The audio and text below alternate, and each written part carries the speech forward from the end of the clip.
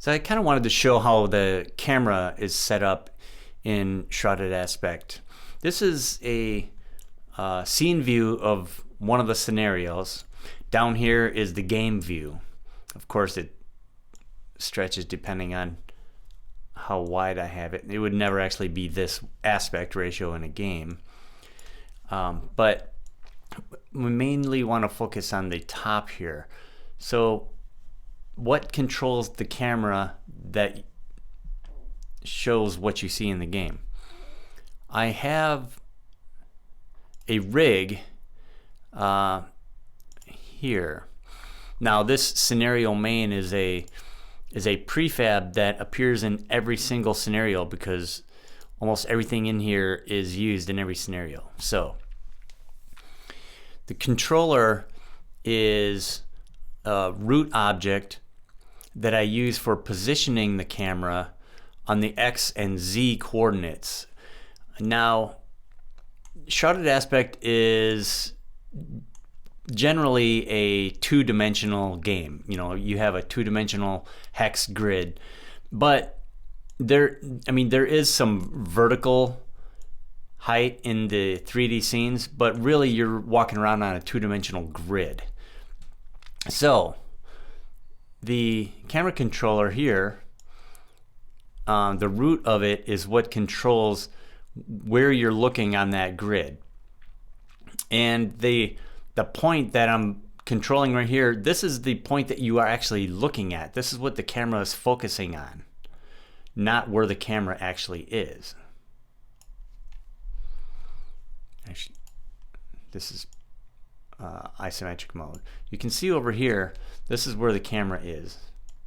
And you can, I don't know if you can see it in the render for the video, but there's red lines here showing the camera's view angle, also known as the frustum.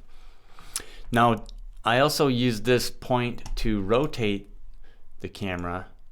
So, and of course, these things are all done within the game using user input. But this is what's actually rotating and being moved. But if you want to look up and down on the tilt, we don't tilt this root because you'd start running into, if you rotate the heading and the tilt at the same time on an object, you start running into weird gimbal issues. So there's a child just for tilting, and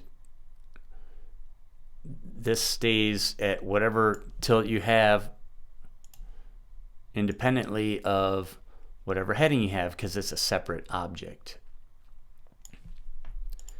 Now the zoom is controlled by the camera itself. So the camera is a child of that tilt, and the zoom is literally just the Z position, the local Z position. But you may notice this says virtual camera. This isn't actually a camera. This is, I'm using Cinemachine in Unity. There's a library called Cinemachine, and what it allows you to do is set up virtual cameras. So they're basically just empty transforms in the scene somewhere, and you tell it what the camera is, the real camera, and then it automatically synchronizes the real camera to this point. Here's the actual camera, but it's automatically synchronized to this point. You may wonder, why would you do that? Well, it's because of the transitions for different camera angles. For example, I have this virtual camera down here for part of the tutorial. And if I turn this camera on, it immediately moves the real camera to this point of view because this one has a higher priority than this one. And then I turn it off and it automatically switches back to the other camera angle. And it does this with a smooth transition at runtime. Right now I'm in edit time, the game's not playing, so it just immediately shows it. But this allows me to move this around if I wanted to. Let's see here. If I can grab it. There we go. See, I could adjust this camera angle to put it wherever I want. Now I like it, and I just leave it there and save it. I'm going to move it back though. And it's totally independent of the position of the main camera.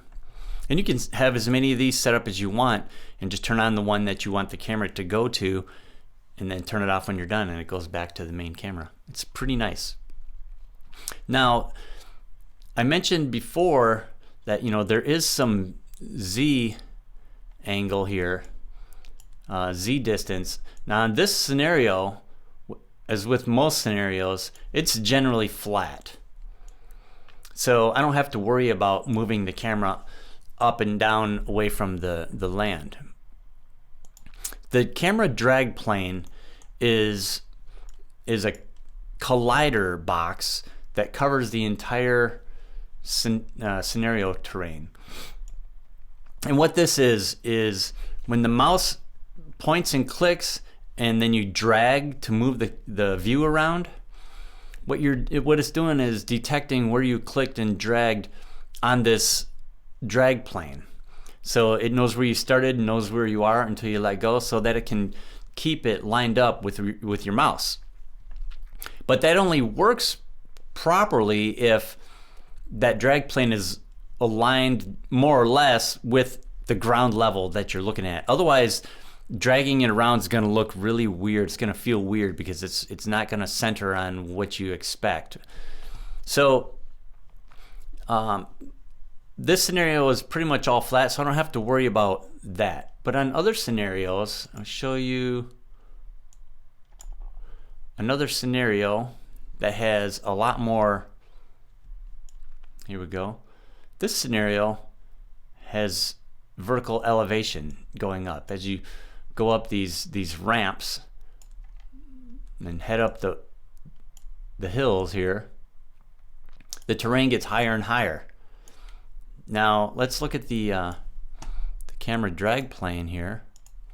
You can see it's lined up with this lowest level, but as it goes up, the drag plane is way below it. So if the drag plane stayed at that spot and you were looking at an area up here on top of the hill, it would be a lot closer to the camera than it's supposed to be, and dragging it around would be really awkward, and rotating around objects would not rotate around what you are looking at.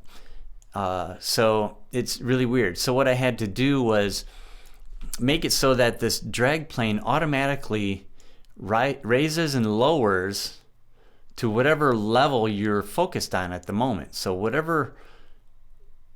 when you move the camera around and then you let go, it automatically adjusts the level of the drag plane. And I'll show you that in action here. Okay, here we go.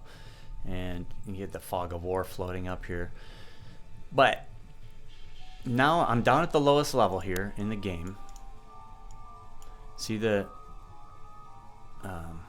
well, I have to select the drag plane for you to see it. Let me see here. There we go. Now if I move the camera up to where it's a higher level, see, it moved up a little bit.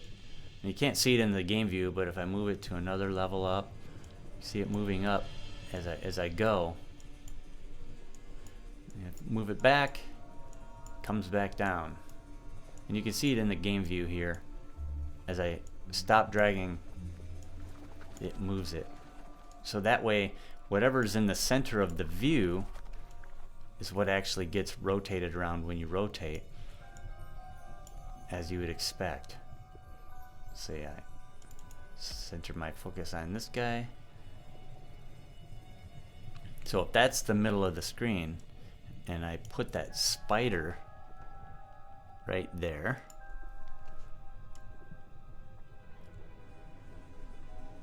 it's pretty close. It's hard to figure out exactly where the middle of the screen is without a crosshair or something. But that's how the camera system works in Shrouded Aspect.